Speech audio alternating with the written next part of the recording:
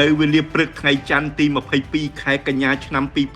2025សម្ដេចមហាបវរធិបតីហ៊ុនម៉ាណែតនាយករដ្ឋមន្ត្រីនៃព្រះរាជាណាចក្រកម្ពុជានិងលោកជំទាវបណ្ឌិតព្រមទាំងថ្នាក់ដឹកនាំរាជរដ្ឋាភិបាលបានអញ្ជើញចូលរួមពិធីសូត្រមន្តរាប់បាតកាន់បិណ្ឌនិងភ្ជុំបិណ្ឌនៅវត្តហរិរៈរាជិនីហៅវត្តវាំងចាស់ស្ថិតនៅក្នុងខេត្តកំពង់ស្ពឺសម្ដេចបវរធិបតីនិងលោកជំទាវបណ្ឌិតបានអនុមោទនាបុណ្យកុសលជូនដល់បងប្អូនប្រជាពលរដ្ឋទាំងអស់ឲ្យទទួលបានសេចក្តីសុខសុភមង្គលសិរីសួស្តីសុខភាពល្អបរិបូរណ៍ជាពិសេសបានឧទ្ទិសកុសលផលបុណ្យជូនដល់វីរៈកងទ័ពនិងវីរៈនគរបាលជាតិដែលបានពលីក្នុងបុព្វហេតុការពារបូរណភាពទឹកដីកម្ពុជានៅវេលាព្រឹកថ្ងៃសុក្រទី26ខែកញ្ញាឆ្នាំ2025សម្ដេចបវរធិបតីនាយករដ្ឋមន្ត្រីបានអញ្ជើញដឹកនាំកិច្ចប្រជុំពេញអង្គគណៈរដ្ឋមន្ត្រីនៅវិមានសន្តិភាពដើម្បីពិភាក្សានិងឆ្លងលើរបៀបវីរៈចំនួន7 1. សេចក្តីព្រាងច្បាប់ស្តីពីការអនុម័តយល់ព្រមលើកិច្ចព្រមព្រៀងស្តីពីក្របខ័ណ្ឌបទបញ្ញត្តិសុវត្ថិភាពម្ហូបអាហារអាស៊ាន 2. សេចក្តីព្រាងច្បាប់ស្តីពីការអនុម័តយល់ព្រមលើពិធីសារធ្វើវិសោធនកម្មកិច្ចព្រមព្រៀងអាស៊ានស្តីពីបម្លាស់ទីរូបវ័ន្តបុគ្គល 3. សេចក្តីព្រាងច្បាប់ស្តីពីការអនុម័តយល់ព្រមលើពិធីសារទី1ធ្វើវិសោធនកម្មកិច្ចព្រមព្រៀងពាណិជ្ជកម្មសេរីអាស៊ានហុងកុងនៃសាធារណរដ្ឋប្រជាមានិតចិន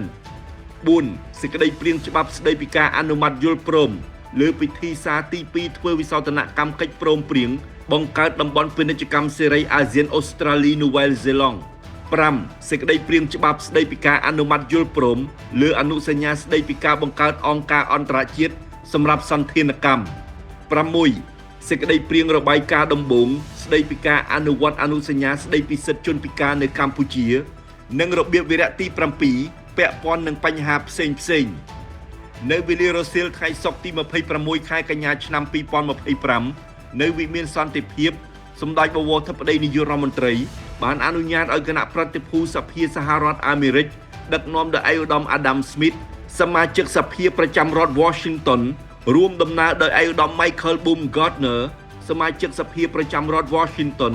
និងលោកជំទាវ Chrissy Houlihan សមាជិកសភាប្រចាំរដ្ឋ Pennsylvania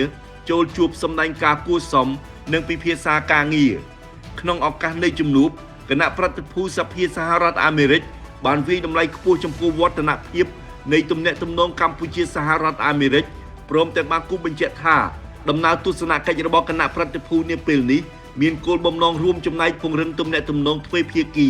ឲ្យកាន់តែប្រសើរឡើងថែមទៀត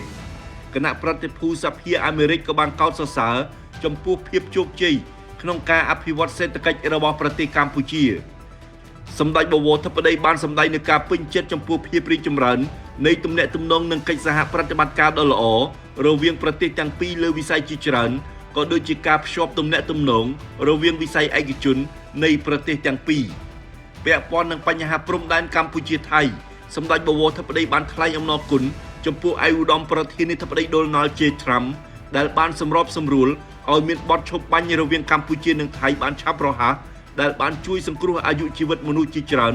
និងបានជម្រាបជូនគណៈប្រតិភូសភាអាមេរិកអំពីបច្ចុប្បន្នភាពស្ដីពីការវិវត្តនៃស្ថានភាពព្រំដែនកម្ពុជាថៃព្រមទាំងបានគូបញ្ជាក់ពីជំហររបស់កម្ពុជាក្នុងការដោះស្រាយបញ្ហាព្រំដែនជាមួយភាគីថៃដោយសន្តិវិធីផ្អែកលើកិច្ចព្រមព្រៀងទ្វេភាគីអនុសញ្ញានិងសន្ធិសញ្ញាដែលមានស្រាប់និងច្បាប់អន្តរជាតិបន្ទាប់មកនៅវេលារសៀលថ្ងៃដដែលនៅវិមានសន្តិភាពសម្ដេចបវរធិបតីនាយករដ្ឋមន្ត្រីបានអនុញ្ញាតឲ្យលោកស្រីជូតសាណាវ៉ម៉ានាយិកាស្ថានតំណាងធនាគារអភិវឌ្ឍន៍អាស៊ី ADB ប្រចាំកម្ពុជា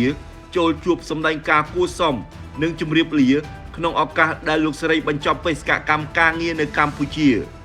ក្នុងឱកាសនៃជំនួបលោកស្រីនាយិកាបានថ្លែងអំណរគុណចំពោះរាជរដ្ឋាភិបាលកម្ពុជា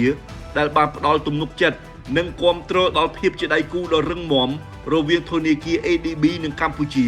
ព្រមទាំងបានសម្ដែងការពេញចិត្តនិងវាយតម្លៃខ្ពស់ចំពោះកិច្ចសហការយ៉ាងល្អពីគ្រប់ក្រសួងស្ថាប័នពាក់ព័ន្ធកម្ពុជានិងបានបង្ហាញនូវសេចក្តីសោមនស្សរីករាយដែលបានពង្រឹងភាពជាដៃគូរវាងធនាគារ ADB និងកម្ពុជាក្នុងការចូលរួមចំណែកដល់ការអភិវឌ្ឍសង្គមសេដ្ឋកិច្ចកម្ពុជា សម្ដេចបវរធិបតីបានវាយតម្លៃខ្ពស់ចំពោះការរួមចំណែកយ៉ាងសកម្មរបស់លោកស្រីនាយិកានិងបានកោតសរសើរចំពោះទំនាក់ទំនងនិងកិច្ចសហប្រតិបត្តិការដ៏ល្អរវាងធនាគារ ADB និងកម្ពុជាសម្ដេចបវរធិបតីបានថ្លែងអំណរគុណដល់ធនាគារ ADB ដែលតែងតែគាំទ្រដល់កម្ពុជាទាំងក្នុងការរៀបចំផែនការក្របខ័ណ្ឌយុទ្ធសាស្ត្រនិងគោលនយោបាយអភិវឌ្ឍសង្គមសេដ្ឋកិច្ចក៏ដូចជាការគាំទ្រលើវិស័យអាទិភាពរបស់កម្ពុជាជាពិសេសការជួយគាំទ្រកម្ពុជាក្នុងការរៀបចំចាកចេញពីប្រទេសមានការអភិវឌ្ឍតិចតួចនៅឆ្នាំ2029ខាងមុខនៅវេលាព្រឹកថ្ងៃសៅរ៍ទី27ខែកញ្ញាឆ្នាំ2025សម្ដេចបវរធិបតីអនុប្រធានគណៈបកប្រជាជនកម្ពុជាបានអញ្ជើញដឹកនាំកិច្ចប្រជុំបូកសរុបលទ្ធផលការងារយុវជនគណៈបកប្រជាជនកម្ពុជាថ្នាក់កណ្ដាលប្រចាំឆមាសទី1ឆ្នាំ2025និងទិសដៅការងារបន្តនៅវិមាន7មករា